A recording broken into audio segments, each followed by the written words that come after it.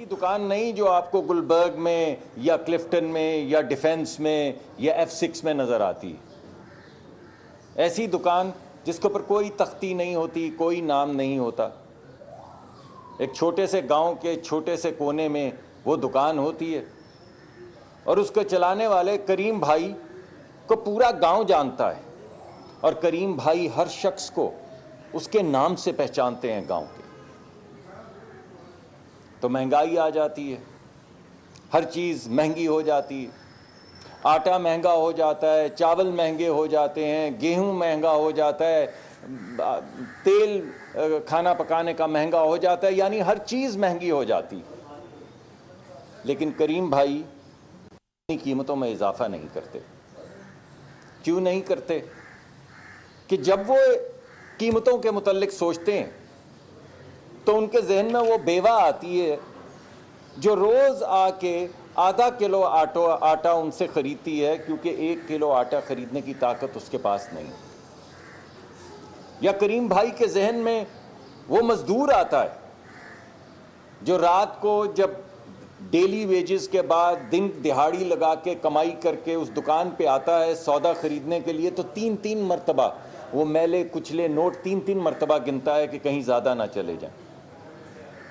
تو کریم بھائی سوچتے ہیں کہ میں کیسے قیمت بڑھاؤں, تو وہ نہیں بڑھاتے.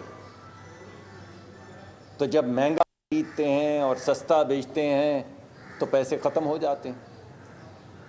تو پہلے وہ جو انہوں نے اپنے بچے کی اسکول کی فیس کے لیے پیسے رکھے ہوتے ہیں وہ ختم کرتے ہیں, پھر بیٹی کے بیاہ کے لیے جو پیسے رکھے ہوتے ہیں وہ ختم کرتے ہیں, پھر اپنے بھائی سے پیسے مستعار لیتے ہیں, پھر دور پار کے کسی رشتہ دار سے پیسے لیتے ہیں, اور آخر میں وہ ساہوکار جو 4-6% مہینے کے اوپر ان کو پیسے دے رہا ہوتا ہے اس سے پیسے لیتے ہیں, مگر قیمت نہیں بڑھاتے. تو ایک دن وہ آتا ہے جب کریم بھائی خاموشی سے ایک بڑا سا تالا اس چھوٹی سی دکان پہ لگا کے اسی دکان کے اندر ایک چارپائی پہ بیٹھ کے رونے لگتے ہیں, اور وہ بھی اس طریقے سے کہ ان کی بیوی کے ان کے بچوں کو پتہ نہ چلے. یہ میں آپ کو حکومت کی کسی پالیسی کا ذکر نہیں کر رہا ہوں, یہ میں آپ کو IMF پروگرام یا یہ والی پالیسی یا PDL یا یہ والا ریٹ یا وہ والا ریٹ, یہ میں آپ سے وہ بات نہیں کر رہا ہوں. میں آپ سے ایک حقیقت آپ کے سامنے رکھ رہا ہوں کہ کوئی آڑت ہو, کوئی چھوٹی کونے کی دکان ہو, کوئی گھر ہو یا کوئی ملک ہو, اگر آپ مہنگا خرید کے سستا بیچتے چلے جائیں گے تو بھائی آخر کب تک؟ ایک نہ ایک دن آئے گا کہ آپ کو موٹا سا تالا لگانا پڑے گا اور اپنی دکان کے اندر بیٹھ جائیں گے. 3-4 ہفتے ہو چکے ہیں, پورا خطہ جنگ اور آگ کے دھوئیں میں بالکل دھندلا چکا ہے. ماں سوا آگ کے, ماں سوا طوفان کے, ماں سوا میزائل کے, ماں سوا ڈرون کے, ماں سوا گرتی ہوئی مکانوں کی دھمک سے, ماں سوا اس کے آپ کو کچھ سنائی نہیں دیتا, آپ کو کچھ دکھائی نہیں دیتا. لیکن اس پورے وقت میں 3-3.5 ہفتے حکومت ذہنی دیوار بن کے, جو طوفان تھا مہنگائی کا, جو طوفان تھا تیل کی قیمت کا, وہ آپ کے سامنے ایک سیسا پلائی دیوار بن کے کھڑی. آپ کو یہ معلوم ہے, سب آپ کو بتا رہے ہیں, تقریباً 130 ارب روپے, 129 اگر میں اسپیسیفکلی کہوں ارب روپے خرچے گئے. پچھلی حکومتوں کی طرح یہ نہیں کیا گیا کہ جیسے کریم بھائی بینکرپٹ ہو گئے تھے, ملک کو بینکرپٹ کر دیا جائے. یہ 130 ارب روپے اپنے ترقیاتی منصوبوں میں سے کاٹ کر دیے گئے عوام کو, اور وہ چھوٹے چھوٹے جو آپ کے سامنے وزیر اعظم نے کے حکم کے ذریعے ہم پیش کرتے رہے, وہ چھوٹے چھوٹے حقیر نذرانے, چاہے وہ وزراء کی تنخواہ تھی, چاہے وہ 50% پیٹرول میں کٹوتی تھی, چاہے وہ 60% گاڑیوں کا تالا لگا کے بند کر دینا تھا, مگر ایک ایک پیسہ جو خرچ کیا گیا وہ بچت سے خرچ کیا گیا. irresponsibility سے خرچ نہیں کیا گیا. مگر میرے بھائیوں دوستو، آخر کب تک یہ انسسٹینیبل ہو رہا تھا؟ آپ سوچیں، جس طرح بھائی کی میں نے ایگزامپل دی کہ اس نے اپنے بچوں کے لیے کچھ اسکول کے لیے پیسے جمع کر رکھے تھے، کچھ اپنی بیٹی کی شادی کے لیے پیسے جمع کر رکھے تھے. ہمارے ہاں بھی آپ کی خدمت کرنے کے لیے ہم نے جتنی امپورٹ کرنی ہوتی ہے، ہم خزانے میں وہ ذخیرہ رکھتے ہیں. اور اگر وہ ذخیرہ گھٹنا شروع ہو جائے، جس کو ہم فورن ریزروز کہتے ہیں، تو وہ کب تک گھٹے گا اور کتنا گھٹے گا کہ اس سے پہلے ہم بریک لگا دیں؟ تو ہمارے پاس جو چوائس تھی وہ یہ ہے کہ ہم تیل کی قیمت پاس کر دیں یا تیل لا ہی نہ، یعنی جو ڈالر چاہیے تیل لانے کے لیے وہ ڈالر ہی نہ رہیں. تو ہم نے irresponsibility نہیں، رسپانسبلٹی کے ساتھ فیصلہ کیا کہ اگر حکومت کے خزانے میں اتنی جگہ نہیں ہے تو اس تیل کی بڑے بھاری دل سے اس تیل کی بڑھتی ہوئی قیمت ہے اس کو پاس آن کر دیا جائے. اگر پاس آن غریب پر نہیں کیا جائے، یہ وزیر اعظم کا فیصلہ ہے. وزیر اعظم نے کہا پرائس بڑھائیں، مگر صرف ان لوگوں پر، وہ بھی بھاری دل سے، جو صاحب حیثیت ہے. تو اس ملک میں غریب کو بچائیں. تو اس ملک میں غریب کون ہے بھائی؟ آپ صبح نکلتے ہیں تو کوئی امیر زادہ تو آپ کو بس میں سفر کرتا نہیں ملتا. تو بسوں کے کرائے جو ہیں وہ وفاقی حکومت میں بھی، پنجاب میں بھی اور دیگر میں بھی اس پہ کام کر رہے ہیں، وہ مفت کر دی گئی. اور غریب کون ہے؟ اور غریب ہمارا کسان ہے، وہ دہقان ہے جو گرمی میں، شدت میں آ رہی ہے گرمی، ابھی آپ کو نظر آ جائیں گے پر اس پسینے سے شرابور اپنے کسان جو سارا دن کھیتوں میں کام کرتے ہیں تاکہ آپ ٹیبل پہ اناج آ سکے شام کو. تو یہ فیصلہ کیا گیا کہ 1500 روپے پر ایکڑ غریب کسان کو دیے جائیں جس کے پاس 25 ایکڑ تک کی زمین ہے. امیر اپنا بوجھ خود اٹھائیں. تو غریب کو بچایا گیا. غریب کون؟ اور غریب ہے جو موٹر سائیکل چلاتا ہے، مڈل کلاس، ہمارے بچے ہیں، ہمارے نوجوان ہیں جنہوں نے کالج جائیں گے. اور غریب کون؟ اور غریب وہ ہے جو بس پہ ٹریول کرتا ہے. آپ جائیں لاری اڈے جائیں، میں اس وقت لاہور میں ہوں، لاہور کا لاری اڈا ہے، دیکھ کر بتائیں وہاں پہ کوئی کرولا، کوئی سیوک، کوئی بڑی گاڑی، کوئی مرسیڈیز کھڑی ہو. غریب لوگ ہیں یار. غریب وہ ہے جو لاری اڈے پہ بس لیتا ہے اور بس لے کے جاتا ہے یہاں سے ڈیرہ غازی خان تک، وہ ہے غریب. تو اس کے لیے 100 روپے ڈیزل، یعنی وہ تمام بسیں جو شہروں کے درمیان چلتی ہیں ان کو 100 روپے پر کی سبسڈی دی جا رہی ہے، اور بسوں کو 1 لاکھ روپے کی سبسڈی دی جا رہی ہے ماہانہ. مگر اس ہدایت کے ساتھ اور سخت ہدایت کے ساتھ کہ آپ اگر 1 لاکھ روپے خزانے سے لیں گے تو اب آپ قیمتیں نہیں بڑھائیں گے. اسی طرح آپ جو روز کھانا کھاتے ہیں یہ کیا ہے؟ یہ کھانا کہاں سے چلتا ہے؟ آپ کا کوئٹہ سے چلتا ہے، خزدار سے چلتا ہے، پشاور سے چلتا ہے، اور آپ کے گھر کی دہلیز تک پہنچتا ہے تو ٹرکوں پہ آتا ہے. یا گندم چلتی ہے اور پورے ملک میں پھیلتی ہے تو ٹرکوں پہ جاتی ہے. یا چاول ہے، وہ اگر آپ نے کھانے ہیں تو وہ ٹرک پہ لادا جاتا ہے، پھر گودام میں لے کر جاتے ہیں، پھر وہاں سے پہنچتا ہے دکان تک. تو یہ تمام چیزیں جن سے کھانے پینے کی اشیاء کی قیمت بڑھتی ہے، ان کے اوپر بڑے پہ 80,000 روپے ماہانہ تک کی سبسڈی، ہر لیٹر کے پیچھے 100 روپے ڈیزل پہ، اور چھوٹے ٹرکوں پہ 70,000 روپے کی سبسڈی اور 100 روپے پر لیٹر کی. تو ٹرکوں کے ذریعے جو کھانے پینے کا سامان جاتا ہے اسے بھی بچا لیا. غریب بچہ جو روزگار کی شکل میں موٹر سائیکل پہ نکلتا ہے اسے بھی بچا لیا. وہ غریب مزدور جو بس لے کر جاتا ہے دن کی دہاڑی لگانے اسے بھی بچا لیا. وہ تمام لوگ جو شہر اپنے ماں باپ کو ملنے اپنی نوکری کے سلسلے میں ٹریول کرتے ہیں بسوں کے اوپر، ان کو بھی بچا لیا۔ تو صرف وہ لوگ جو صاحب حیثیت موٹر گاڑیاں 1-1 کروڑ روپے کی چلا رہے ہیں، ان لوگوں پہ کچھ اضافی بوجھ پڑا ہے، باقی سب کو بچا لیا۔ پرسوں تک یہ بات سامنے آئی کہ آپ نے تو بچا لیا، چلے مانتے ہیں، چلے آپ نے موٹر سائیکل والے لوور مڈل کلاس کو بھی بچا لیا، مانتے ہیں، مگر مڈل کلاس کا کیا ہوگا؟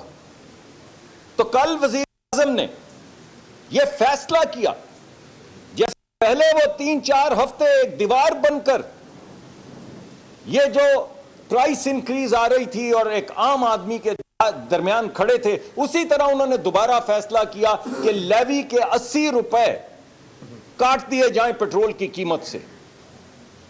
تو کل رات سے پٹرول کی قیمت 78 روپے ہو گئی اور موٹر سائیکل کے لیے 278 روپے ہو گئی، یعنی مڈل کلاس کے لیے 378 روپے ہو گئی اور غریب آدمی اور لوور مڈل کلاس کے لیے 278 روپے ہو گئی، کیونکہ اس کو 100 روپے کی اب 378 سبسڈی ملے گی۔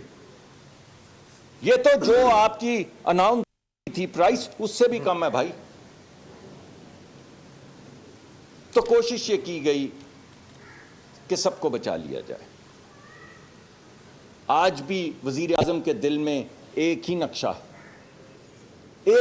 ہے، اور وہ ہے عزت کی زندگی، ڈگنیفائڈ لائف۔ وہ ہم سب کو کہتے ہیں، یا آپ کو انفارمیشن کے وزیر ان سے پوچھ لیجئے، آپ ان سے کچھ پوچھ لیں، لوگ آتے ہیں ان کے پاس جی ڈی پی اور یہ ہو گیا اور فارن ایکسچینج اور ایکسٹرنل سیکٹر، وہ آخر میں ایک ہی سوال پوچھتے ہیں کہ مجھے یہ بتاؤ کہ ایک کسان جس کا کچا پکا گھر ہے وہ عزت آبرو سے زندگی گزار سکتا ہے یا نہیں؟ ایک مزدور جو ادھر سٹیل مل بداغ میں کام کر رہا ہے، دوموریا پل کے ساتھ رہتا ہے گڑی شاہو میں، وہ اپنے ماں باپ کو ہسپتال لے جا سکتا ہے یا نہیں؟ وہ اپنے بچوں کو سکول میں بھیج سکتا ہے یا نہیں؟ اور اگر تمہاری یہ تمام جارگن کے پیچھے وہ عزت کی زندگی گزار سکتے ہیں تو میں تمہارے ساتھ ہوں۔ بس یہی ہے، یہی کوشش جاری ہے۔ اسی کوشش آگے بڑھانے کے لیے بین الاقوامی سطح پہ آج بھی، اگرچہ آپ کو معلوم ہے کہ جنگوں میں سخت باتیں ہوتی ہیں، لیکن ہماری کوشش یہی ہے اپنے بچوں کے لیے، خطے کے بچوں کے لیے، عالمی امن کے لیے، کہ ہم اپنی کوشش جاری رکھیں۔ تو جاری ہے یہ۔ کل میں 1-2 لوگوں نے پوچھا کہ وہ کیا ہوا جو ڈپلومیسی چل رہی تھی، جاری ہے، روز جاری ہے۔ ہماری پوری کوشش ہے، اور جب تک جنگ کے یہ بادل چھٹ نہیں جائیں گے ہم ڈٹے رہیں گے، اور انشاءاللہ یہ جو انٹرنیشنل ڈپلومیسی ہے یہ کرتے چلے جائیں گے۔ ہم کنزرویشن بھی کریں گے۔ یہ پٹرول آپ دن میں 3 دفعہ گاڑی بھیجتے ہیں، 3 دفعہ پٹرول جلاتے ہیں، خدارہ رک جائیں، خدارہ جب آپ اپنا کمرہ چھوڑیں تو بتی بجھا دیں۔ یہ آپ کا اب قومی فریضہ ہے۔ اور وزیر اعظم نے یہ نہیں کہا کہ آپ بتی بجھا دیں۔ کل آپ نے دیکھا، انہوں نے بتایا کہ میں نے بغیر وزراء سے پوچھے یہ کہا ہے کہ کابینہ کی 2 مہینے نہیں 6 مہینے کی تنخواہ، چاہے وہ ایک قطرہ ہو، ایک قطرہ، وہ قطرہ ہم قومی خزانے میں ڈالتے ہیں، تو بھائی وہ قطرہ ہی ہے، قطرے سے بھی کم ہے، مگر ایک لائٹ بجھانے سے تو زیادہ ہے، ایک پھیرا مارکیٹ کا چکر لگانے سے تو زیادہ ہے۔ تو آپ بھی ایک قطرہ ڈال دیں، یہی قطرہ قطرہ دریا بنے گا، اور اسی دریا کے اندر انشاءاللہ ہم ترقی کا سفر جاری رکھیں گے۔ اور انشاءاللہ وہ وقت دور نہیں جب ہمیشہ کی طرح یہاں زلزلے آئے تو پاکستانی قوم کھڑی رہی، یہاں سیلاب آئے تو پاکستانی قوم کھڑی رہی، یہاں پہ جنگیں ہوئیں اور پاکستانی قوم کھڑی رہی، تو آج پاکستانی قوم کیوں نہیں کھڑی رہے گی، کیوں سرخرو نہیں ہوگی؟ یہ تو جنگ بھی ہماری نہیں ہے۔ تو بس یہ ایک دکھی دل کے ساتھ میں آپ کے سامنے حاضر ہوا ہوں۔ وزیر اعظم روز ہمیں ہدایت کرتے ہیں کہ یہ سب ہم کر رہے ہیں، لیکن بوجھ تو پھر بھی غریب آدمی پر پڑ رہا ہے۔ وہ جو عورت جس نے دوپٹے میں اپنے چند روپے جوڑ کے باندھی ہوتی ہے، اس گرہ کی حفاظت ہمارا فرض ہے۔ سو جب تک یہ حکومت رہے گی ہم اپنا فرض ادا کرتے رہیں گے۔ بہت بہت بہت شکریہ. میں بڑا مشکور ہوں ڈاکٹر مصدق ملک صاحب کا، جنہوں نے بڑی تفصیل سے موجودہ جو تیل کا بحران ہے پوری دنیا میں، جس سے دنیا کے تمام ممالک متاثر ہو رہے ہیں، اس پر روشنی ڈالی. اور دیکھیے، بات احساس کی ہے. بنیادی بات یہ ہے کہ وزیر اعظم نے پہلے دن سے ہمیں تب جگایا، تمام متعلقہ وزارتوں کو، کہ جب یہ کشیدگی ابھی شروع ہو رہی تھی، اور انہوں نے کہا کہ میں قطعاً یہ برداشت نہیں کروں گا کہ میرے ملک کا کسان، میرے ملک کا محنت کش، میرے ملک کا نوکری پیشہ، میرے ملک کی ایک خاتون جو صبح گھر سے نکلتی ہے اور نوکری پر جاتی ہے، میرے ملک کا وہ نوجوان جو سارا دن اپنے بیمار ماں باپ کی دوائی کا انتظام کرنے کے لیے رزق حلال کماتا ہے، میں یہ نہیں کبھی برداشت کروں گا کہ ان کے لیے ملک میں تیل کی قلت ہو. اور الحمدللہ آپ نے دیکھا کہ پورے خطے میں تیل کی قلت ہوئی. ہمارے مشرقی ہمسائے کو ہی لے لیجئے، لائنیں لگی ہیں پیٹرول پمپوں کے اوپر، پیٹرول دستیاب نہیں ہے. تو یہ ایک حکمت عملی تھی، یہ ایک درد تھا، یہ ایک احساس تھا، جس کے تحت جہاں جہاں سے ہو سکا آپ کے لیے ایندھن کا، پیٹرول کا، ڈیزل کا بندوبست کیا گیا. اور ہمارے پورٹس، سوشل میڈیا پہ وہ کلپس چلے کہ عید کے دنوں میں بحری جہازوں کی لائنیں لگی ہیں ہمارے پورٹس کے اوپر. اور انہوں نے کہا کہ جہاں سے بھی بندوبست ہوتا ہے، جہاں 2 جہاز اسٹریٹ آف ہرمز کے ذریعے آئے، ایران کے تھرو آئے، وہاں پہ اسٹریٹ آف ہرمز کے باہر سے ریڈ سی کے اوپر جہاں سے انتظام ہو سکا، وہ چاہے یو اے ای کے اندر فجیرہ ہو، وہ چاہے سعودی عربیہ کے اندر یمبو ہو، وہاں سے بھی تیل کا بندوبست کیا گیا. اور پورے پاکستان میں الحمدللہ اللہ تعالیٰ کے فضل سے، کیونکہ وزیر اعظم نے ایک پروایکٹیو اپروچ اپنائی اور بر وقت اس کا نوٹس لیا، کہیں پر قلت پیدا نہیں ہوئی. قلت ہمارا مسئلہ نہیں پاکستان کا، ہمارا مسئلہ یہ ہے کہ جنگ کی وجہ سے جو سپلائی لائنز جو افیکٹ ہوئی ہیں اور جس کی وجہ سے قیمتیں اوپر گئی ہیں. تاریخ میں بین الاقوامی سطح پر قیمتیں کبھی اتنا اوپر نہیں گئی تھیں. اب جس طرح ڈاکٹر صاحب نے کہا کہ تیل خریدنے کے لیے ڈالرز جو ہیں وہ ریکوائرڈ ہوتے ہیں، تو ہم نے بہت احتیاط کے ساتھ چلنا ہے کہ ہم تیل اتنا استعمال کریں جتنے کی ہمیں ضرورت ہے.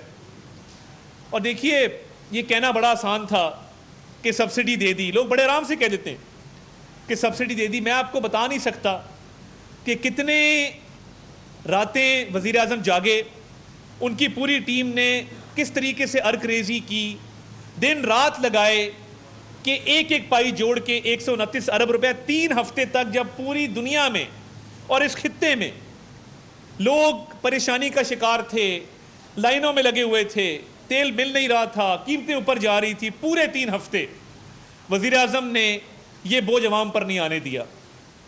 اور انہوں نے کہا کہ پیٹرول کم کرو، اور سرکار نے شروعات کی، 50% کٹوتی کر دو تمام سرکاری تیل، 60% گاڑیاں بند کر دو، وزیروں کی مشیروں کی تنخواہیں بند کر دو، جو ترقیاتی منصوبے 100 ارب وہاں سے کاٹ دو، جہاں جہاں ہو سکا پیسے جوڑ کر. اور وزیر اعظم نے کہا کہ میں عید پر، خصوصی طور پہ عید کے تہوار پر، میں اپنے لوگوں کو یہ برداشت نہیں کرنے دوں گا. اور عید اچھی گزری اور الحمدللہ قیمتیں نہیں بڑھی اس ملک کے اندر. مگر یہ حالات ہمارے پیدا کردہ نہیں ہیں، یہ تمام ممالک اس کا سامنا کر رہے ہیں. اور جب کشیدگی بڑھی تو آپ نے دیکھا کہ اب وہ ٹائم آیا کہ جب ایک نیشنل رسپانس کی ضرورت تھی. وزیر اعظم نے تمام لوگوں کو اکٹھا کیا، تمام متعلقہ حکام بیٹھے ایک کمرے کے اندر، جس میں چاروں وزرائے اعلیٰ تھے، جس میں پی ایم اے جے کے چیف منسٹر گلگت بلتستان، تمام نیشنل لیڈرشپ کو اکٹھا کیا اور کہا کہ اب نیشنل رسپانس کی ضرورت ہے. ہم جتنا بوجھ اٹھا سکتے تھے ہم نے اٹھایا. تو اب جو آپ کے سامنے ڈاکٹر صاحب نے ایک سبسڈی کا پیکج بتایا، یہ ہمارا نیشنل رسپانس ہے، جس کے تحت وفاقی حکومت بھی بوجھ اٹھا رہی ہے، صوبائی حکومتیں بھی بوجھ اٹھا رہی ہیں. اور ان طبقات کو جو محروم ترین ہیں، جو مستحق ترین ہیں، ان کے تحفظ کے لیے کام کر رہے ہیں. کیونکہ جب سبسڈی آتی ہے تو لینڈ کروزر والا بھی اس سے اتنا فائدہ اٹھاتا ہے جتنا کہ ایک موٹر سائیکل والا فائدہ اٹھاتا ہے. تو اس لیے یہ نظام وضع کیا گیا اور دیکھیے مہنگائی بڑھتی ہے جب گڈس ٹرانسپورٹ، پبلک ٹرانسپورٹ کے کرایوں میں اضافہ ہو. الحمدللہ اسلام آباد ہو، پنجاب ہو، کرایوں کا بالکل جو اضافہ تھا روک دیا گیا ہے اور پبلک ٹرانسپورٹ مفت کر دی گئی ہے. سندھ نے بھی کرایوں میں اضافہ روک دیا ہے، وہ اضافہ نہیں کرنے جا رہے. اور اب جو سبسڈی آئے گی جو ٹرکس کو، بسز کو، وینز کو ملے گی، اس سے بھی عام آدمی کو سہولت ہوگی. اور یہ جب سارا کچھ ہو گیا اور قیمتیں بڑھ گئیں، میں جس شہباز شریف کو جانتا ہوں اس نے ہار نہیں مانی. انہوں نے کہا کہ میں تب تک چین سے نہیں بیٹھوں گا جب تک میرے لوگ تحفظ محسوس نہ کریں کہ ان معاشی مشکلات میں نے ان کا بھرپور تحفظ کیا ہے. وہ آخری دم تک پرائسنگ فارمولے کے اوپر اپنی ورکنگ کرتے رہے اور انہوں نے کہا کہ میں رستہ نکال کے چھوڑوں گا کہ یہ مزید پیٹرول کی قیمت میں کمی کیسے کی جا سکتی ہے. اور الحمدللہ جہاں پر آپ کی نیک نیتی ہو، آپ محنت کریں، راستے نکلتے ہیں، اللہ تعالیٰ آپ کی مدد کرتا ہے. تو تیل کی انکریز کے بعد انہوں نے لیوی میں 80 روپے کمی کی اور آج آپ دیکھ رہے ہیں کہ جو پیٹرول 458 روپے کا تھا وہ 378 روپے کا مل رہا ہے. تو لوگ ہمیں پوچھ رہے تھے کہ بھئی لیوی کم کیوں نہیں کرتے. اب obviously اس پرائسنگ فارمولا کے اندر بہت ساری چیزیں ایسی ہیں جس پر بہت زیادہ ایفرٹ ریکوائرڈ ہوتی ہے، آپ کی 100 طرح کی کمٹمنٹس ہوتی ہیں. مگر وزیر اعظم نے کہا کہ میں عوام کو ریلیف دے کر رہوں گا، مجھے ان کے دکھ کا، درد کا احساس ہے. اور یہ ان کی کاوش تھی کہ جس سے 80 روپے کی یہ مزید کمی کی گئی. اور ابھی بھی وہ روز ایک جائزہ اجلاس ہوتا ہے، تمام متعلقہ وزارتوں کو وہ کٹہرے میں کھڑا کرتے ہیں اور وہ کہتے ہیں مجھے آج کی کارکردگی بتاؤ کہ آج تم نے سبسڈیز جائیں گی.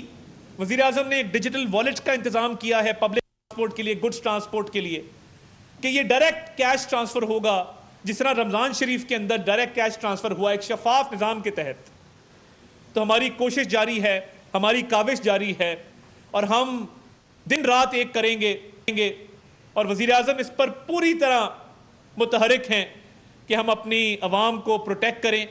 اور دعا ہے کہ انشاءاللہ تعالیٰ امن لوٹے تاکہ حالات معمول کی طرف لوٹیں اور دوبارہ میں ترقی کا سفر جاری ہو. مگر ان مشکل حالات میں بھی میں آپ کو کہنا چاہتا ہوں کہ ہم نہ صرف آپ کے ساتھ کھڑے ہیں بلکہ وزیر اعظم کا یہ حکم ہے تمام وزارتوں کو، تمام صوبائی حکومتوں کو کہ آپ کے لیے سہولت پیدا کی جائے.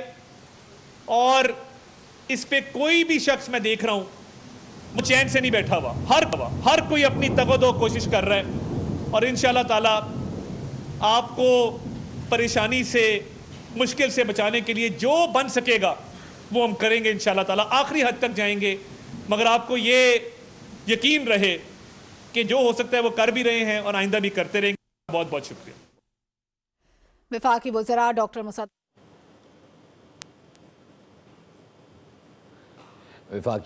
ڈاکٹر مصدق ملک اور اتتار اس وقت نیوز کانفرنس کر رہے تھے. انہوں نے کہا کہ موجودہ حکومت عوام کی سہولیات کے لیے مکمل طور پر اقدامات کر رہی ہے. دنیا بھر میں پیٹرول کی قیمتیں بڑھی ہیں، تاہم پاکستان میں حکومت جو ہے وہ عوام کو ریلیف فراہم کرنے کے لیے کوشاں ہے. اسلام آباد سے متعلق بھی انہوں نے کہا کہ مختلف صوبوں میں بھی یہ اقدامات کیے گئے ہیں. سبسکرائب کریں اور بیل دبائیں تاکہ کوئی خبر رہ نہ جائے.